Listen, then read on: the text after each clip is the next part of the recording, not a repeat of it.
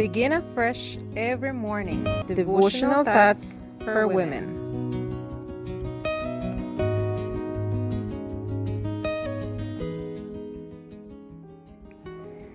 Good morning, dear friends.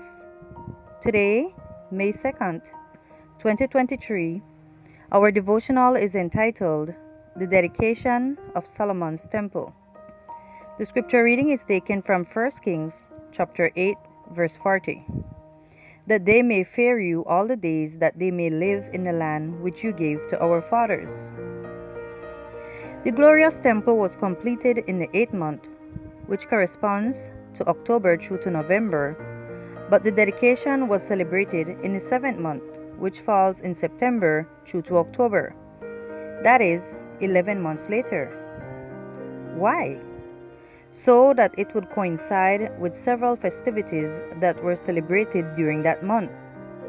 The Feast of the Tabernacles, the Day of Expiation, or of God's forgiveness of His people, harvest time, and the year of the Jubilee, when the land was returned to its original owners.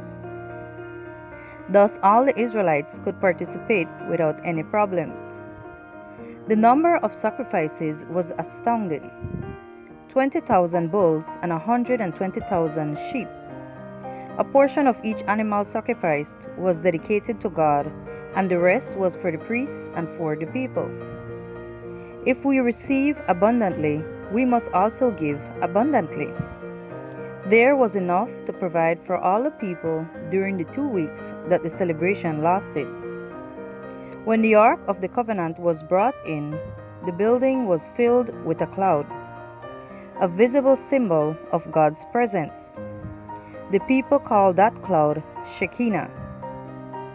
The temple became the residence of the King of the universe. All were filled with reverent fear, and Solomon acknowledged that that house, beautiful as it was not sufficient for an infinite being full of glory. By doing our best for God, we acknowledge that there is an infinite and disproportional distance between what we do and what God deserves. Solomon stood before the altar, since as he was not a priest, he could not enter any farther in. He raised his hands to heaven in an attitude of reverence and gratitude. When we worship, our posture should manifest reverence. At some point in his prayer, Solomon fell to his knees. Choose a time to kneel before the presence of God. We have many examples in the Bible of people kneeling to pray. For example, Ezra, Daniel, Stephen, Peter, and Paul. Many knelt to ask Jesus to help them. We have Jairus, Mary Magdalene, and many others. Others prostrated themselves to thank him.